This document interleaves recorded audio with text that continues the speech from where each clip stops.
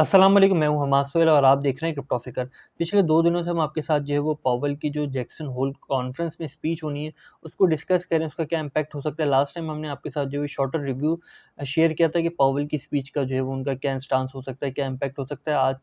इस वक़्त जो हम आज की इस वीडियो में आपके साथ डिस्कस करेंगे ओवरऑल स्पीच के बाद क्या सिनेरियोज़ क्रिएट हुए, किस तरीके से मार्केट ने बिहेव किया और आने वाले वक़्त में वो बिहेवियर किस तरीके से आगे प्रोसीड कर सकता है, किस तरीके से वो बिहेवियर आगे मार्केट जो कैरी ऑन करेगी। इन तमाम चीज़ों को डिस्कस करेंगे, कोशिश करेंगे कि वीडियो छोटी हो। यहाँ पर आप देख सकते हैं पॉवेल ये हैं, इन्होंने जो स्पीच की जैक्सन होल कॉन्फ्रेंस में, ऑल्दो कि इनकी स्पीच का जो फ़ोकस था वो पॉल वॉल्कर थे। अब उनका जो स्टांस है, जो पॉल वॉल्कर हैं, उनको उनको हमने लास्ट वीडियो में भी शेयर किया है। उनका जो इंटरेस्ट रेट को ज़्यादा से ज़्यादा करने का जो उनका एक स्टांस था कि इंटरेस्ट रेट ज़्यादा से ज़्यादा करो महँगाई को कंट्रोल करने के लिए। लेकिन 90s के सिनेरियो कुछ और थे और इस वक़्त जो करंट सिनेरियो है वो कुछ और है। उसमें एक इम्पॉर्टेंट चीज़ जो है वो यहाँ लार्क डेविस के हवाले से मैं आपके साथ शेयर करता चलूँ कि लार्क डेविस की इस ट्वीट को आप पढ़ेंगे तो आपको काफ़ी ज़्यादा चीज़ें जो समझ में आएँगी। ब्रिक्स में जो है वो ब्रिक्स में पहली जो है वो दुनिया की 40% आबादी जो है वो शामिल है। अब जो है वो सऊदी अरबिया, इजिप्ट, तुर्की, अर्जेंटीना, ईरान भी जो है वो ब्रिक्स में शामिल होने के लिए अप्लाई कर रहे हैं। ऑल्दो कि पाकिस्तान जो है वो इससे पीछे, पाकिस्तान जो ओवरऑल इस वक़्त करंट सिनेरियो चल रहा है तो पाकिस्तान इस पोज़ीशन में नहीं है कि ब्रिक्स में जा सके, लेकिन ये तमाम ममालिक भी जो है ब्रिक्स में जा रहे हैं। तो इन पे लास्ट में आप पढ़ें तो a new world order is emerging and it will not led by USA. अब ज़ाहिर-सी बात है कि ये काफ़ी ज़्यादा थ्रेटनिंग सिचुएशन हो सकती है। ये पूरा रिसेशन जो यूएसए के लिए काफ़ी ज़्यादा खतरनाक हो सकता है, जो कि यूएसए के लिए कभी भी फेवरेबल नहीं होगा। अब हॉस जो ट्रेडर हैं, उनका क्या कहना है? उनका ये कहना है कि every recession crash is different, this one is a mix of 2000 and 1973। आप चाहें तो चार्ट में जाकर जो S&P 500 इंडेक्स का देख भी सकते हैं।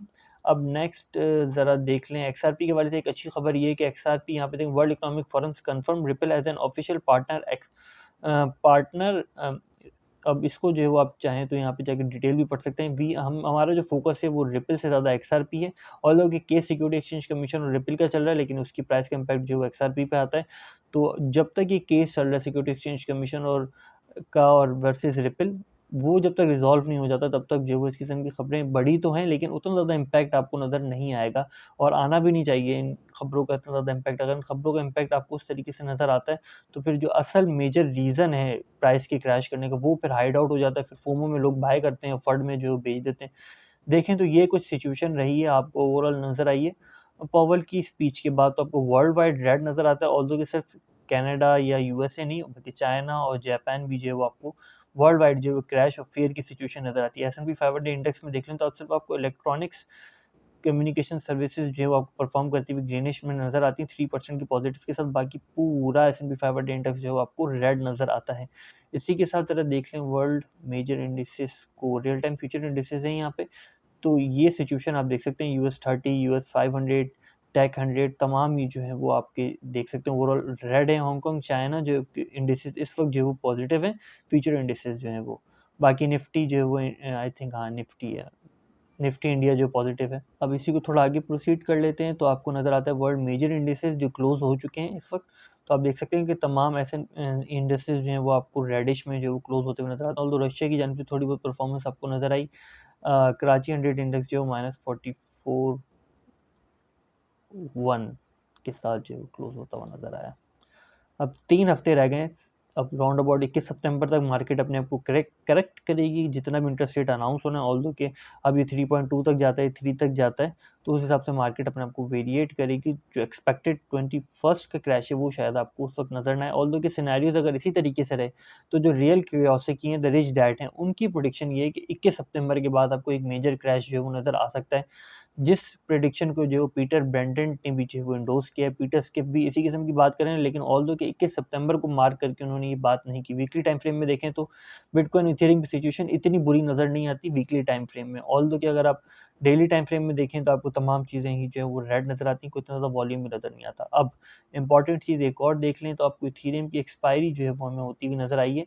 अब कॉन्ट्रैक्ट जो है वो आज के 26 अगस्त के एक्सपायर हो गए हैं। 27 अगस्त का आप देखें तो आपको इथेरियम की एक्सपायरी 1650 पे नज़र आती है। ऑल्दो कि इतनी बड़ी वॉल्यूम नहीं है कि इसका इम्पैक्ट हो सके। बीटीसी को देख लें। अब नेक्स्ट जो इम्पोर्टेंट रोल होगा वो 29 सितंबर या 30 सितंबर के राउंड अबाउट जो आपको नज़र आएगा। 21 सितंबर को फेड की इंटरेस्ट रेट अनाउंस होगा और 30 सितंबर को ऑप्शंस की एक्सपायरी होगी, जो बड़ी मेजर वॉल्यूमेट्रिक एक्सपायरी, और कल जो है आई थिंक फ्यूचर्स की एक्सपायरी है, तो उसका इम्पैक्ट भी जो आपको आज ही मेरे ख्याल से फ्यूचर की एक्सपायरी हो चुकी, कल सेटलमेंट होगी आई थिंक।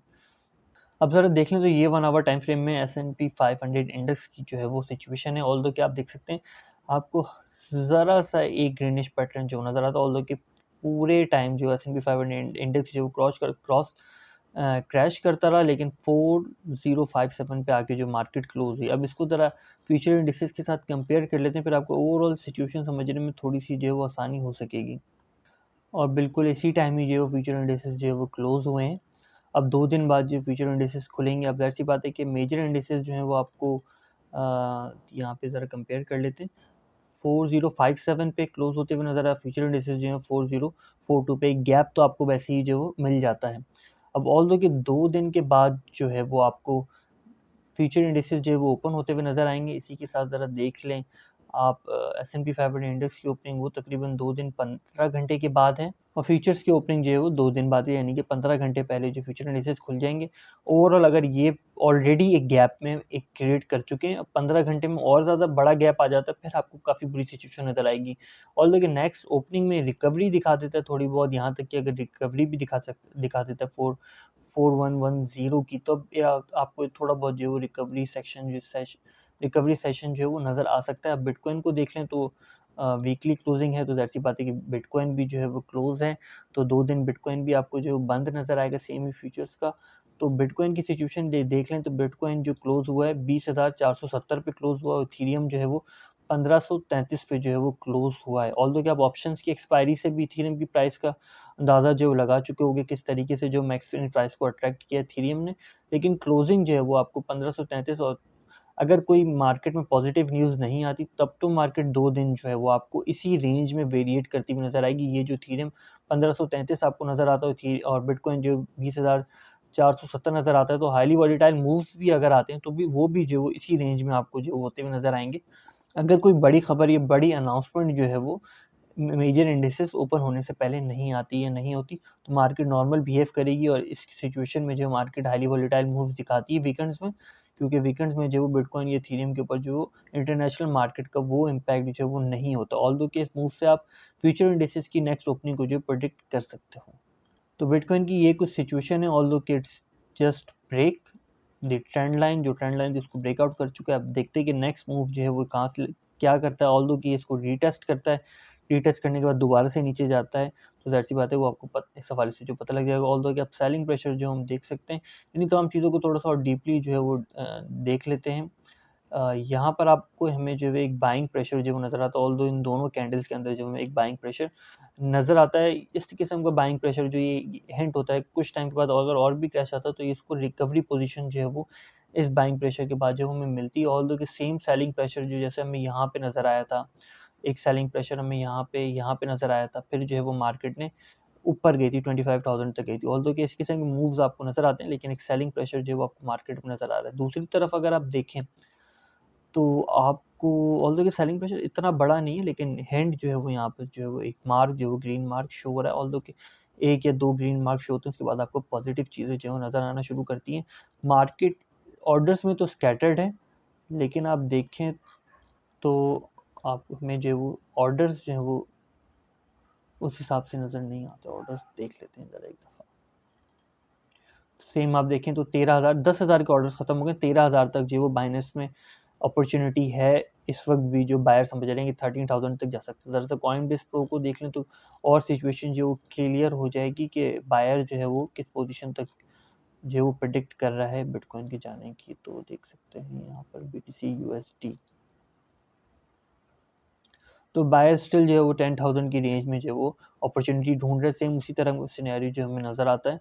ऑल्दो कि ये ग्रीन लाइंस जो है वो आपको हीट वेव्स की जो काफ़ी अच्छी सिचुएशन बता रही हैं। ऑल्दो कि 2 दिन आपको एक अच्छी रिकवरी जो है वो देखने को मिल सकती है। ये एक क्रिटिकल सिचुएशन है। डेली टाइम फ्रेम में देखें तो आपको जिस पोजीशन पे बिटकॉइन इस वक्त नज़र आते हैं, इतना ज़्यादा वॉल्यूम, हाइलाइटेड वॉल्यूम नहीं, पॉइंट ऑफ कंट्रोल से काफ़ी ज़्यादा नीचे, तो काफ़ी ज़्यादा चांसेस हैं अगर यहाँ पे कोई नया पॉइंट ऑफ कंट्रोल क्रिएट नहीं होता है, तब तो बिटकॉइन इजीली जो है वो इस रेंज तक जा सकता है। ये पॉइंट ऑफ कंट्रोल जो है वो बिटकॉइन की रेजिस्टेंस हो सकता है। ऑल्दो सबसे स्मॉलेस्ट पॉइंट ऑफ कंट्रोल ये वाला भी कंसीडर करें, तो ये भी आपको जो है रेजिस्टेंस, ये रेंज जो है वो मिल सकती है। अगर यहाँ पे वॉल्यूम आ जाता है और ये रीजन हाईलाइटेड हो जाता है, या नेक्स्ट डे की जो कैंडल होगी 1 डे टाइम फ्रेम की, उसमें कोई हमें पॉइंट ऑफ कंट्रोल इसके राउंड अबाउट नियर नज़र आ जाता है, तब सिचुएशन जो है वो थोड़ी-सी क्रिटिकल होती हुई नज़र आएगी।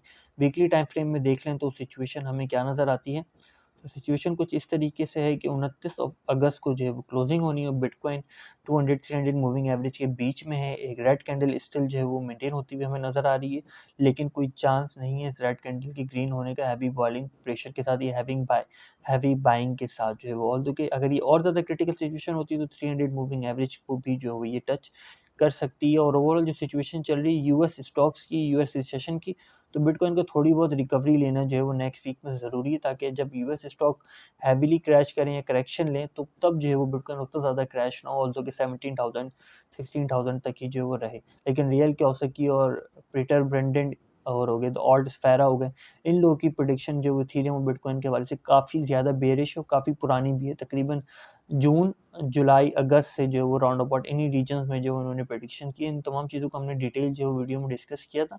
आप चाहें तो प्लेलिस्ट में जाकर भी जो है उन तमाम वीडियोज़ को देख सकते हैं। तो ये वो बिटकॉइन की क्लोजिंग है। अब 2 दिन आप कितनी ज़्यादा रिकवरी करते हुए देख सकते हैं, तमाम चीज़ों को कमेंट में ज़रूर मेंशन कीजिएगा। फिलवक्त तक के लिए इतना ही। फ़कीर को अपनी दुआओं में याद रखिएगा। खुदा हाफ़िज़। नासिर फ़ी अमान।